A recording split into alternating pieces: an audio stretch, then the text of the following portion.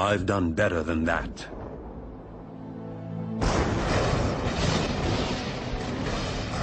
You'd think you'd know his name. Every time you switch on a light or turn on your radio, his contributions are as far-reaching as those of Albert Einstein, Isaac Newton, or even his nemesis, Tom Edison.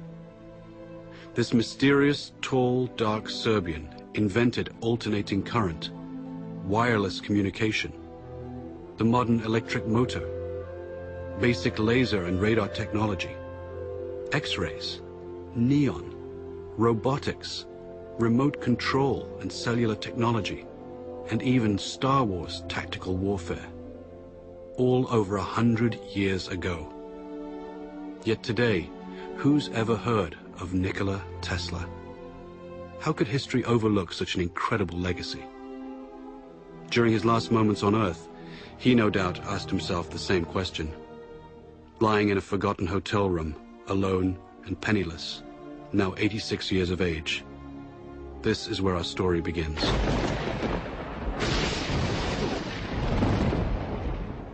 On that final night in January 1943, Nikola reflected on his life in near delirium. The flashes of light. I never had control over the flashes. They are so tormenting. Unstoppable images would flood his mind, accompanied by powerful flashes, like countless times before, due to a strange lifelong condition of his. When the word was spoken to me, the image of the object would appear vividly. And sometimes I was unable to distinguish whether what I saw was tangible or not. This caused me great discomfort and anxiety. In the murky light of the hotel room, he'd speak with ghosts from his past. Phantoms waiting for him to succumb. He remembered triumphant moments when he was struck with the vision of his world-transforming electric motor, the same design that's used everywhere today. Like a flash of lightning, in an instant the truth was revealed. He was so sure of his breakthrough that he felt compelled to share it. He sailed for New York City, the seat of the modern world. Soon he'd become the quintessential American success story, transforming himself from a penniless immigrant into a legend of his time. The glitterati of New York's finest would flock to his laboratory to witness the spectacular high-voltage demonstrations. Notables such as Mark Twain, John Muir, Sarah Bernhardt, Stanford White, and Teddy Roosevelt, and many others attended. But one person not present was his ruthless competitor, Thomas Edison. Nikola would recall the war of the currents, AC versus DC power. At the time, the electrification of the world was at stake.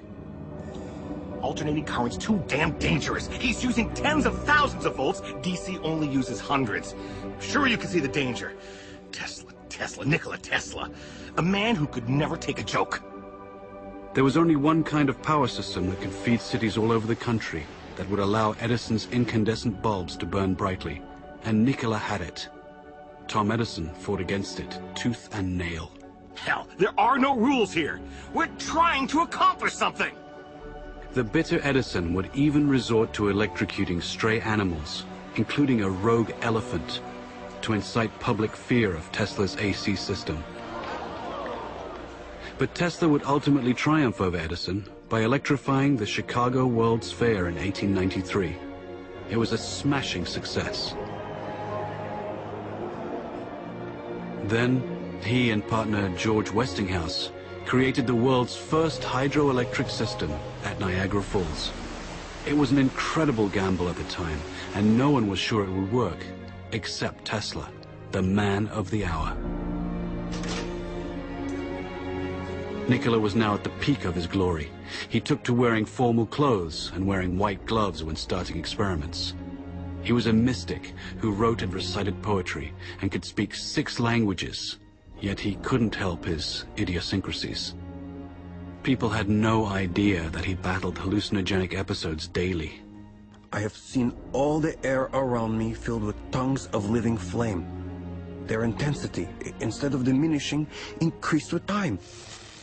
He was also described as a maniac for cleanliness and would avoid handshakes and fought an array of deep-seated phobias and compulsions. All repeated acts or operations I performed had to be divisible by 3, and if I missed, I felt impelled to do it all over again, even if it took hours. He learned to control his runaway mind with supreme discipline. Tesla's unquenchable fire drove him onward. Nikola would soon engage the biggest fish in the pond while undertaking his greatest venture, Wardenclyffe. This fantastic structure was the very culmination of Tesla's vision to create a worldwide communication system for sending sound and pictures. The primary goal was to beat Marconi for the honor of delivering the world's first transatlantic wireless signal. By no accident, Tesla's grand project was to be financed by the devil himself, J.P. Morgan. You're a strange man indeed, Tesla. After the papers are signed, you may draw upon the house of Morgan, but it's important that I remain a silent partner. You do understand what that means, don't you, Mr. Tesla?